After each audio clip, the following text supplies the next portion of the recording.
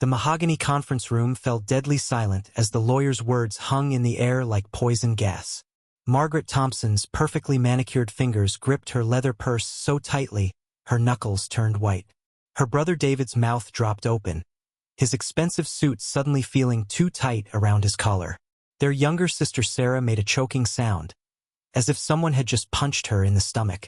"I'm sorry," Margaret whispered, her voice shaking. "Could you repeat that name?" The old lawyer, Mr. Peterson, adjusted his wire-rimmed glasses and cleared his throat. His hands trembled slightly as he held the thick legal document. The primary beneficiary of Richard Thompson's estate, valued at approximately $57 million, is... He paused, knowing the earthquake his next words would cause. Isabella Rodriguez of Miami, Florida. The room erupted into chaos. David jumped to his feet, his chair spinning backward and crashing into the wall. "Who the hell is Isabella Rodriguez?" he shouted, his face turning bright red. Sarah began crying hysterically, mascara streaming down her cheeks like black rivers. "This can't be real. Daddy would never do this to us. Never."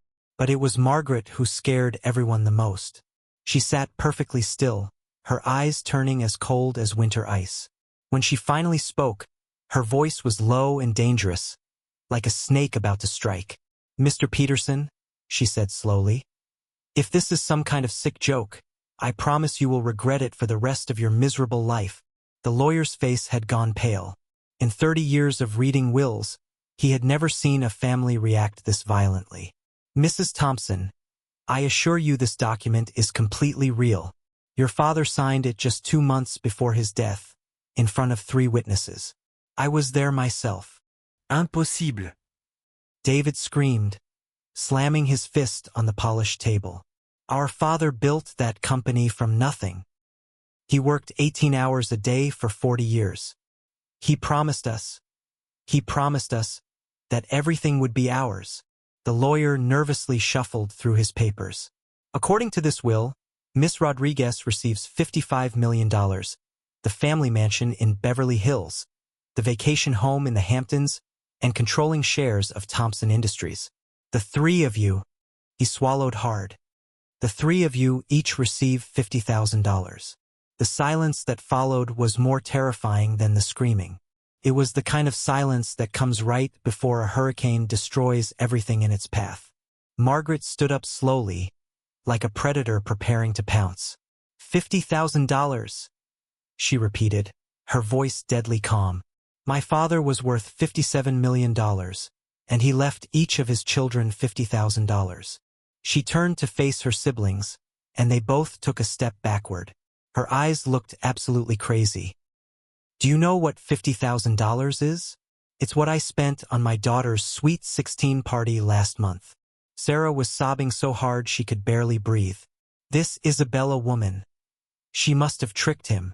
Maybe she gave him drugs or something. Old people get confused.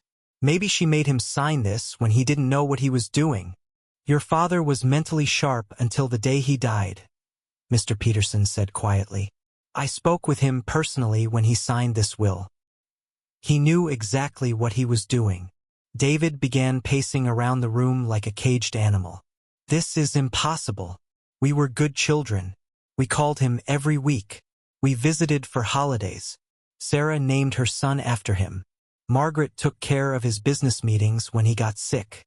Why would he do this to us? Perhaps," the lawyer said carefully, "you should try to contact Miss Rodriguez. Maybe she can explain. Contact her." Margaret's voice rose to a shriek that made everyone jump. "I'll do more than contact her." She grabbed her purse and headed for the door, her high heels clicking on the marble floor like gunshots. "If this little gold digger thinks she can steal my family's money, she has no idea what's coming for her." "Margaret, wait," Sarah called out, running after her sister. "We need to think about this. We need a plan." But Margaret was already gone, the conference room door slamming behind her with a bang that echoed through the entire building. David turned to the lawyer, his eyes wild with desperation. "There has to be something we can do. We can fight this in court, right? We can prove our father wasn't thinking clearly." Mr. Peterson shook his head sadly. Mr. Thompson, your father had a complete mental health evaluation just 1 month before signing this will. He passed with flying colors. 3 doctors confirmed he was completely mentally competent. Then this Isabella woman must have blackmailed him, Sarah cried out. Or maybe she threatened him. People don't just give away $57 million to strangers. I'm afraid there's more, the lawyer said, his voice getting even quieter. He pulled out another piece of paper. Your father also left this letter, to be read only to his children. With shaking hands, he began to read. To my dear children Margaret, David, and Sarah. I know this will come as a shock to you, but Isabella Rodriguez is not a stranger. She is someone who showed me more love and kindness in 2 years than the 3 of you showed me in your entire lives. While you were busy with your own families and careers, barely calling except when you needed money, Isabella was there for me every single day. She is more of a daughter to me than any of you ever were. The money goes to someone who actually cared about Richard Thompson the man, not Richard Thompson the bank account. The letter fluttered to the floor as the lawyer's hands went limp. David and Sarah stared at each other in complete shock, their faces white as sheets. 2 years, David whispered. He knew her for 2 years and never told us? Sarah's legs gave out and she collapsed into a chair.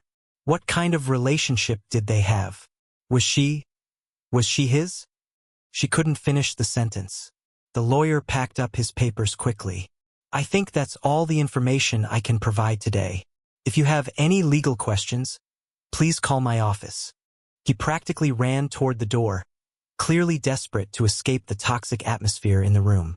As the door closed behind him, David and Sarah sat in the destroyed conference room, surrounded by the pieces of their shattered lives. Outside, they could hear Margaret's car tires screeching as she tore out of the parking lot. She's going to find this Isabella woman, Sarah whispered, fresh tears streaming down her face. David nodded grimly. And when she does.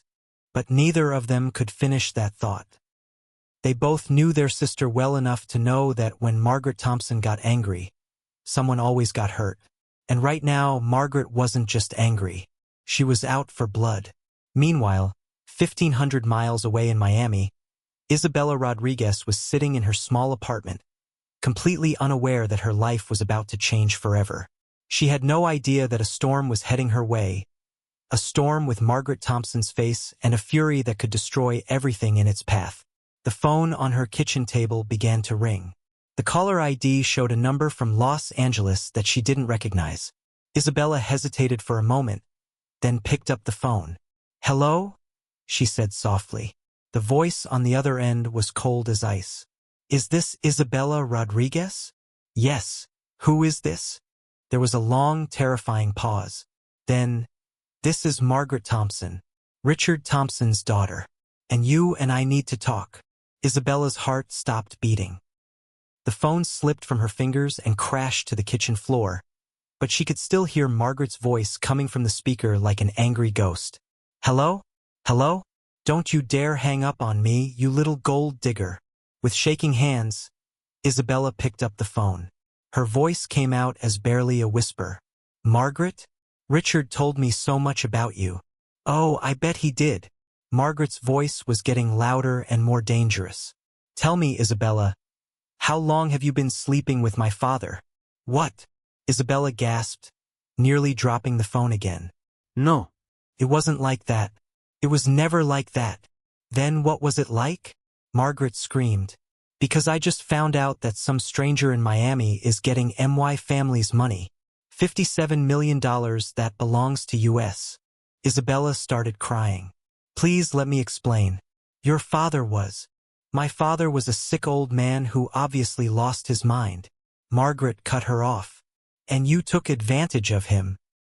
You made him think you cared about him, so you could steal everything from his real family. That's not true. Isabella cried harder. I loved your father. He was like the father I never had. Margaret laughed, but it was a scary laugh with no happiness in it. Oh, how sweet. The poor little girl with no daddy found herself a rich old man to take care of her. How much did you charge him, Isabella? $1,000 a night? 5,000. Stop it. Isabella screamed into the phone. You don't understand anything. Your father was lonely. He was so lonely because his own children never visited him. The phone went completely silent. Isabella could hear Margaret breathing heavily on the other end, like an angry bull about to charge. Finally, Margaret spoke, and her voice was quieter now, which somehow made it even scarier. What did you just say?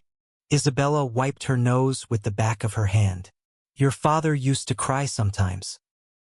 He would sit in his big house all by himself and cry because his children were too busy for him.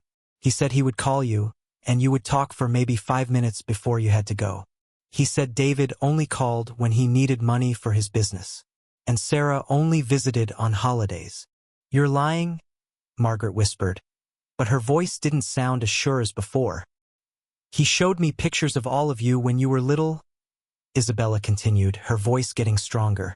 He was so proud of you. He had them all over his house. But then he would look at those pictures and get so sad. He said he didn't know how to talk to you anymore. He said you all grew up and forgot about him. Margaret was quiet for a long time. When she finally spoke, her voice was different. Less angry, more scared. How did you meet him? Isabella took a deep breath. This was the part she had been dreading. I was his nurse. His what? Your father had cancer, Margaret. For 2 years. He made me promise not to tell any of you because he didn't want you to worry. He didn't want you to only come see him because you felt sorry for him. The phone clattered to the ground on Margaret's end. Isabella could hear her screaming in the background. No, this can't be true. He wasn't sick. Someone would have told us. After a few minutes, Margaret picked up the phone again. Her voice sounded broken now, like a little girl who had lost her favorite toy. What kind of cancer? Lung cancer, Isabella said softly. He smoked for 40 years, remember? It spread everywhere. The doctors said he had maybe 6 months to live, but he fought for 2 whole years. He was so strong, Margaret. So brave. But he looked fine the last time I saw him. Christmas. He looked completely normal. Isabella's heart broke a little more. That was almost a year ago, Margaret, and he was wearing a wig and makeup to hide how skinny he had gotten. He spent 3 hours getting ready that day because he wanted you to remember him as strong. Margaret started crying then. Really crying. Not the angry tears from before. Why didn't he tell us? We would have. Would you have? Isabella asked gently. Would you have quit your job to take care of him? Would you have moved back to Los Angeles? Would you have been there for him every single day when he was throwing up from the medicine? When he couldn't sleep because of the pain? When he was so scared he didn't want to be alone? The silence on the phone lasted for almost 5 minutes. Finally, Margaret whispered, You did all those things. Yes, Isabella said. I did. Not because he was rich. Not because I wanted his money. Because he was kind to me when no one else ever was. Because he treated me like I mattered. Because he became my family when I didn't have anyone else. Tell me, Margaret said, her voice still shaky. Tell me everything. So Isabella told her. She told her about how she was working as a private nurse when the agency sent her to take care of Richard Thompson. She told her how scared she was the first day, walking into that huge mansion, thinking the rich man would be mean and demanding.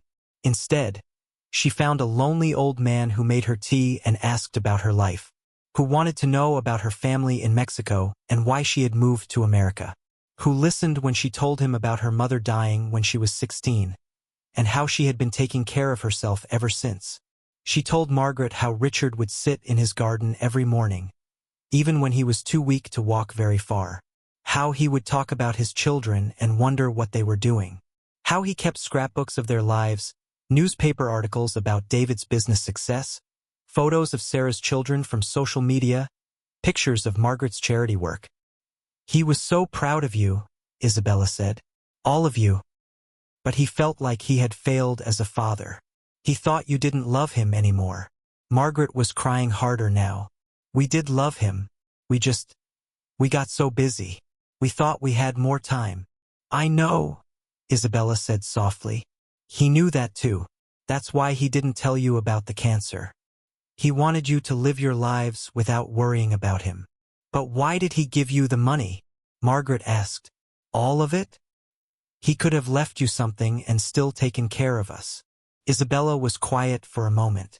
Margaret, can I ask you something? When was the last time you needed money? Really needed it? Margaret thought about it.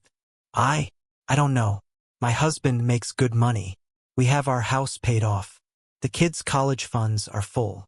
And David, his business is worth millions. And Sarah, her husband is a doctor. They live in a mansion. Isabella nodded, even though Margaret couldn't see her. Your father knew that. He knew you were all successful and comfortable. But me, I was living paycheck to paycheck. I had no family, no savings, no safety net. If something happened to me, I would have been homeless. So he felt sorry for you, Margaret said. But there was no anger in it anymore. Maybe, Isabella admitted. But also, I think he wanted to make sure someone would remember him. Really remember him.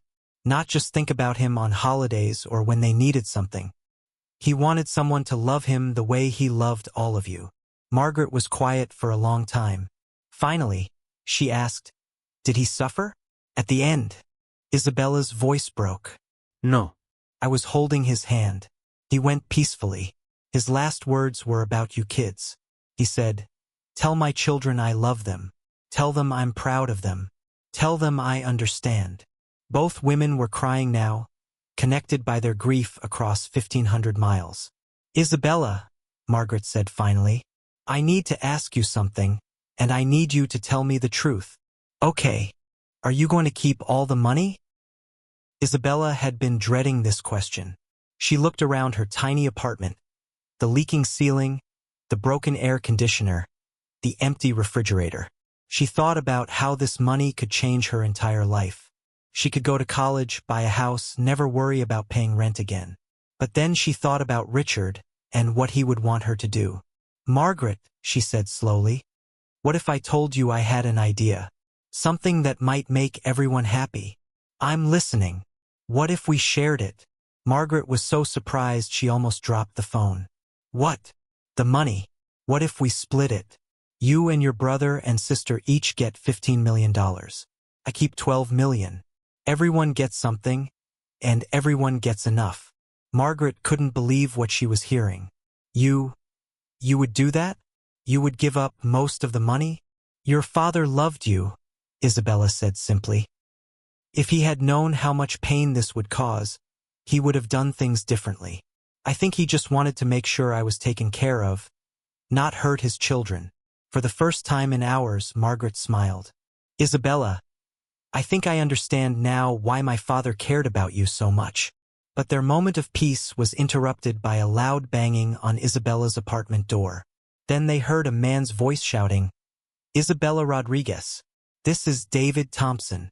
Open this door right now. Isabella's blood turned to ice. Oh no. Margaret, your brother is here. What? Margaret gasped. That's impossible. He was in Los Angeles an hour ago. The banging got louder. I know you're in there. We need to talk. He must have taken a private jet. Isabella whispered into the phone. Margaret, he sounds really angry. The banging stopped suddenly. Then they heard a different sound. The sound of someone picking the lock on Isabella's door. He's breaking in, Isabella said, her voice full of terror. Margaret, I'm scared. Lock yourself in the bathroom, Margaret shouted through the phone. I'm calling the police. But it was too late. Isabella heard her front door crash open, and David's voice filled her apartment. There you are. Isabella spun around to face David Thompson, and what she saw made her blood freeze in her veins. This wasn't the successful businessman from the family photos Richard had shown her. This man looked like he hadn't slept in days. His expensive suit was wrinkled and stained with sweat. His hair was messy, his eyes were red and wild, and his hands were shaking. But what scared Isabella most was the look in his eyes. It was the look of a man who had lost everything and had nothing left to lose. Please, Isabella whispered, backing toward her bedroom. "Please don't hurt me." David laughed, but it was a crazy laugh that made Isabella's skin crawl. "Hurt you?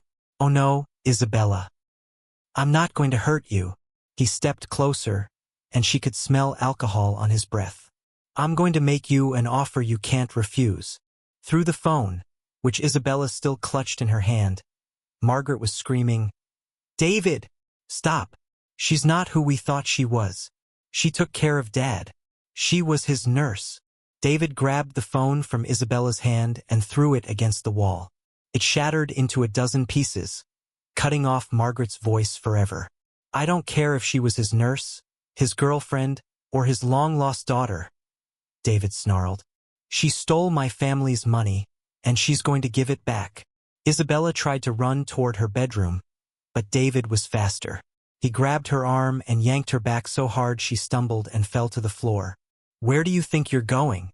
"Please," Isabella begged, tears streaming down her face. "I was just talking to your sister. We worked everything out. I'm going to share the money with all of you. Everyone gets something." David's face turned even redder. "Share? You think you can just share what was never yours in the first place?" He started pacing around her living room like a caged animal, knocking over her plants and kicking her furniture. "Do you know what I've been through today? Do you have any idea?" Isabella shook her head, too scared to speak. "I had to call my business partners and tell them I might lose everything," David continued, his voice getting louder and crazier. I had to look my employees in the eye and wonder if I'd have to fire them all because some stranger in Miami decided to steal my inheritance. "But I told you," Isabella said desperately. "I'm willing to share." "I don't want to share," David roared and punched a hole right through her kitchen wall. "I want all of it. Every single penny that belonged to my father." Isabella scrambled backward on the floor, trying to get away from this madman. "Your father wanted me to have it. He left me a letter explaining everything." "Then you're going to give me that letter?" David said, suddenly calm again, which was somehow even scarier than when he was yelling. "And you're going to sign papers giving all the money back to the family. Tonight." I can't," Isabella stammered. "The will is legal. Even if I wanted to, I can't just sign papers and change everything." David pulled out his phone and showed her the screen. "See this? This is a picture of your apartment building's front door. And that's my sister Sarah standing right outside it." He scrolled to another picture. "And this is your neighbor's car, the red Honda with the broken tail light. Sarah is watching it right now." Isabella's heart stopped. "What are you saying?" "I'm saying my family owns a very successful business, Isabella. We have connections. We know people who can make problems disappear." His smile was like a snake's smile, cold and deadly. "Now, you can either cooperate and everyone stays safe, or you can be stubborn and find out what happens to people who steal from the Thompson family." Isabella felt like she was going to throw up. "Are you threatening me?" "I'm promising you," David said quietly. "Give us back our money, or you'll regret it for the rest of your very short life." Suddenly, there was a loud banging on the front door. "Police! Open up!" David's face went white. "What did you do?" "I didn't do anything," Isabella cried. The banging got louder. "This is the Miami Police Department. We have reports of a break-in at this address." David grabbed Isabella by the throat and squeezed. "If you say one word to those cops, I will destroy you. Do you understand me?" Isabella nodded, gasping for air. David let go of her throat and walked to the door, suddenly acting completely normal. He smoothed down his hair and straightened his tie. "Good evening, officers," he said pleasantly as he opened the door. "I'm David Thompson, Isabella's friend. Is there a problem?" Two police officers stood in the hallway, a tall woman with kind eyes and a younger man who looked like he was ready for trouble. "We received a 911 call about a break-in," the female officer said, looking David up and down suspiciously. "Someone reported hearing shouting and crashing sounds." "Oh, that," David laughed, but it sounded fake. "Isabella and I were just moving some furniture around. We got a little loud. Sorry about that."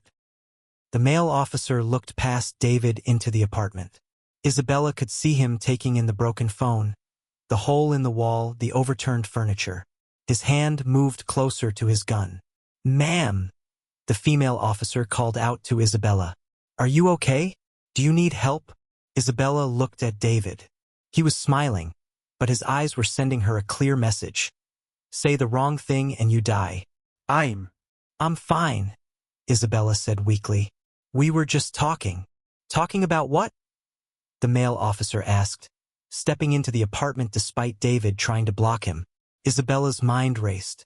She could tell them the truth, that David had broken in, threatened her, and was trying to steal her inheritance. But then what? Even if they arrested David, his family still had money and connections.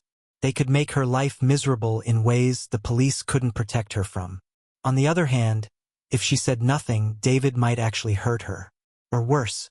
"Ma'am," the female officer said again. "We need you to answer honestly. Are you in danger?"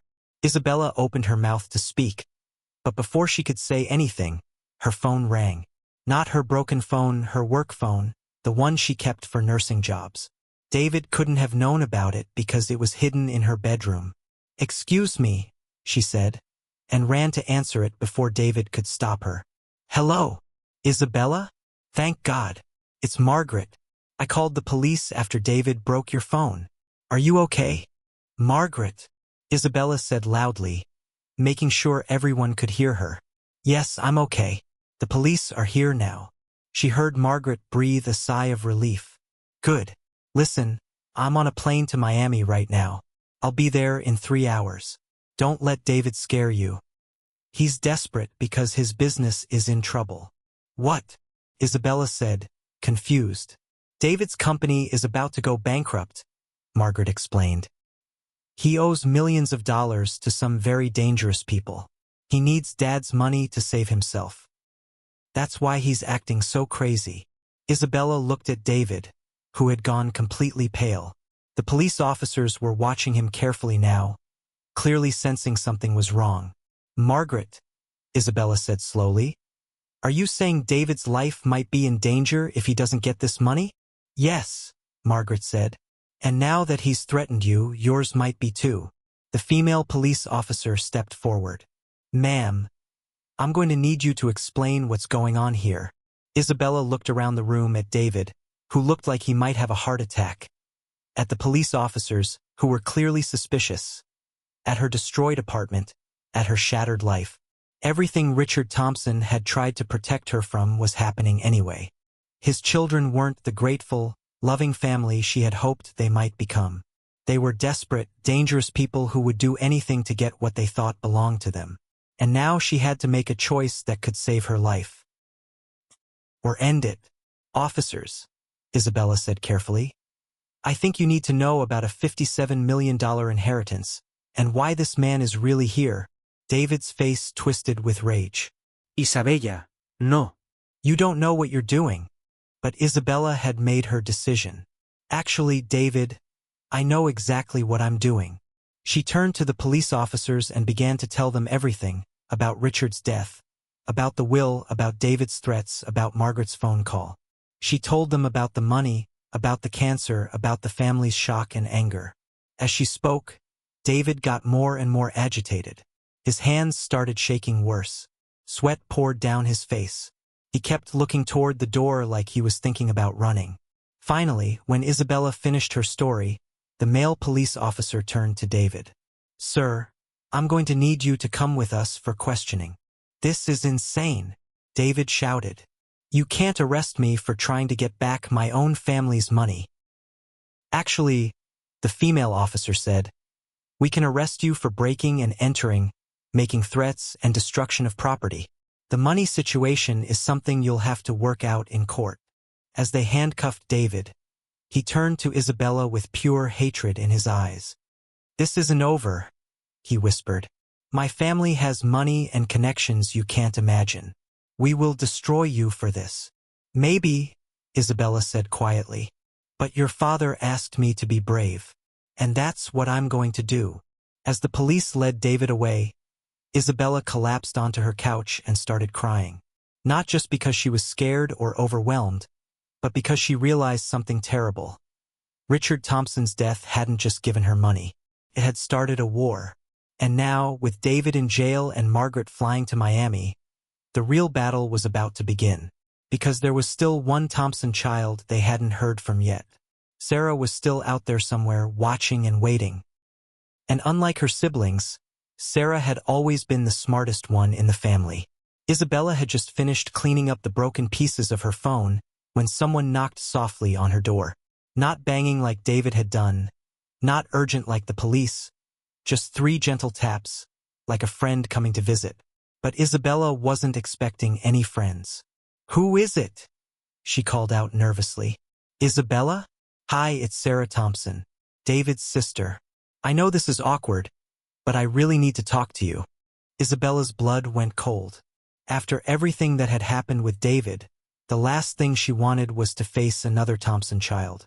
But Sarah's voice sounded so different from her brother's.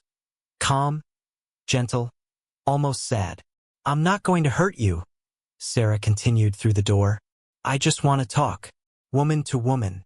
I think we can help each other." Against her better judgment, Isabella opened the door.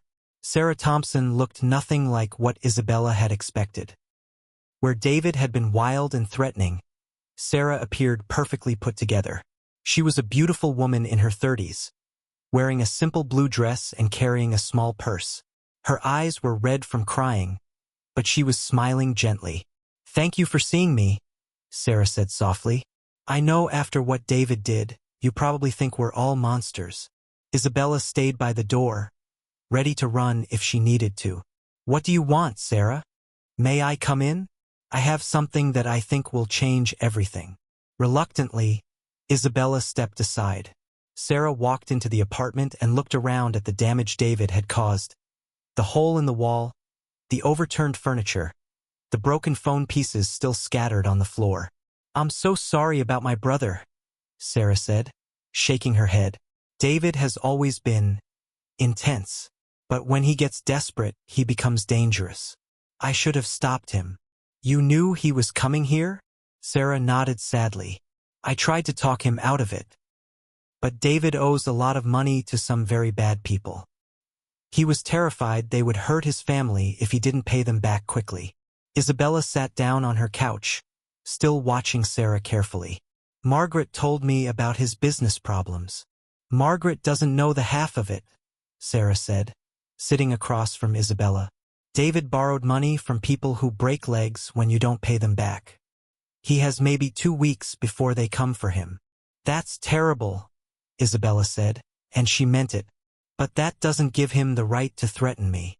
"You're absolutely right," Sarah agreed. "What David did was wrong. That's actually why I'm here." Sarah reached into her purse and pulled out a thick envelope. "Isabella, I want to show you something. But first, I need to ask you a question. Do you trust my father's judgment?" "Of course," Isabella said immediately. "Richard was the wisest man I ever knew." "Then you'll want to see this." Sarah handed her the envelope. "My father gave this to me 3 months before he died. He made me promise not to open it unless something happened to the will." Isabella's hands shook as she took the envelope. Her name was written on the front in Richard's familiar handwriting. Below it, he had written, "To be opened only if my children cannot accept my final wishes." "He knew," Isabella whispered. "He knew this would happen." "Open it," Sarah said gently. Inside the envelope was a letter in Richard's handwriting, along with several legal documents. Isabella began to read out loud. "My dear Isabella, if you are reading this, it means my children have reacted exactly as I feared they would. Margaret with anger, David with desperation, and Sarah with calculation. I know my children well, and I knew this day would come." Isabella looked up at Sarah, confused. "Calculation?" Sarah smiled sadly. "Keep reading," Isabella continued. "Isabella, everything I told you about loving you like a daughter was true. But there was something I never told you. The will you heard read in that lawyer's office was not my real will." Isabella's heart stopped. "What? The real will gives you $5 million, enough to change your life forever, but not enough to destroy my family. The other $52 million goes to my children, as they expected. I only made the fake will to teach them a lesson about what really matters in life. Isabella felt like the world was spinning around her. I don't understand. Why would he do this? Sarah leaned forward. Because our father was a genius. He knew that if he just left us the money normally, we would take it for granted. We would never appreciate what we had. But by threatening to take it all away, he forced us to realize how much we needed each other. Isabella kept reading. Sarah has the real will, Isabella. She has had it all along, with instructions to reveal it only if the fake will cause too much pain. Sarah was always the wisest of my children, and I trusted her to know when the lesson had gone far enough. Isabella looked up at Sarah with wide eyes. You've known this whole time? Sarah nodded, tears streaming down her face. I've been watching my family tear itself apart for 2 days, knowing I could stop it at any time. It's been the hardest thing I've ever done. Why didn't you stop David before he came here? Before he threatened me? Because Dad's letter said the lesson wouldn't be complete until each of my siblings realized what they were becoming. Margaret needed to see that her anger was turning her into someone cruel. David needed to face the fact that his desperation was making him dangerous. And Sarah's voice broke. I needed to see if I would choose family loyalty over doing what was right. Isabella felt overwhelmed. So the money. $5 million of it is yours, Sarah said firmly. Dad meant that part completely. You earned it by caring for him when we didn't. But the rest goes back to the family. Isabella should have felt disappointed about losing most of the money. But instead, she felt relieved. $57 million had felt like a burden too heavy to carry. $5 million was life-changing without being life-destroying. There's more, Sarah said, pulling out the legal documents. Dad also left instructions for what should happen next. David gets his share, but only after he gets help for his gambling addiction and pays back his debts legally. Margaret gets hers, but only after she spends 6 months volunteering with elderly patients so she understands what you did for Dad. And I get mine after I donate $1 million to a nursing school scholarship fund in your name. Isabella started crying. Even from beyond the grave, Richard was still taking care of everyone. But Sarah, Isabella said through her tears, what if I had been a bad person? What if I really had been trying to steal your family's money? Sarah smiled. Dad was a good judge of character. He knew you would never hurt his family if you could help it. And honestly, if you had been a gold digger, you would have taken the money and run to another country by now instead of offering to share it with us. Just then, there was another knock on the door. This time it was Margaret, who looked exhausted from her emergency flight from Los Angeles. Sarah, Margaret said, surprised to see her sister. What are you doing here? Is Isabella okay? Better than okay, Sarah said, standing up to hug Margaret. I have something to show both of you. For the next hour, the 3 women sat in Isabella's living room as Sarah explained everything. Margaret cried when she realized their father had never intended to hurt them. She cried harder when she understood that her anger had nearly destroyed an innocent person who had loved their father dearly. I feel so ashamed, Margaret said. Isabella, you were an angel to our father, and I treated you like a criminal. Your father knew you would be angry at first, Isabella said gently. He understood that you needed time to grieve and process everything. He didn't blame you for your reaction. What about David? Margaret asked. He's still in jail. Sarah pulled out her phone. I'm going to call our lawyer and have him released. Then we're going to get David into a treatment program for his gambling addiction. No more dangerous loans, no more desperate schemes. We're going to fix this as a family. Over the next few weeks, everything Richard had planned came to pass. David was released from jail and entered a gambling addiction program. The family paid off his debts legally, without involving any dangerous people. Margaret spent her weekends reading to elderly patients at the local hospital and discovered how lonely many of them were. Sarah set up the nursing scholarship fund and personally met with each recipient. And Isabella? She used her $5 million to go back to school and eventually opened her own nursing agency, specializing in caring for elderly patients whose families lived far away. She made sure no one would ever be as lonely as Richard had been. 6 months later, all 4 women gathered at Richard's grave for a memorial service. They had become an unlikely family, brought together by inheritance drama, but held together by genuine love and respect. "You know," Margaret said as they stood around the headstone, "I think Dad would be proud of how this all turned out." "I think he knew exactly how it would turn out," Sarah said with a smile. "He was always 10 steps ahead of everyone else." Isabella placed flowers on the grave. "Thank you, Richard," she whispered, "for everything." As they walked away from the cemetery together, Margaret put her arm around Isabella's shoulder. "So, what do you think? Ready to be an honorary Thompson?" Isabella laughed. "I think I'd like that very much." Behind them, if they had looked back, they might have seen Richard's headstone catch the sunlight in just the right way, making it shine like he was smiling down at them. The will that had shattered everything had, in the end, brought everyone together, just like a wise old man had planned it would. Sometimes the greatest gifts come wrapped in the most unexpected packages. And sometimes, it takes losing everything to realize what you really have.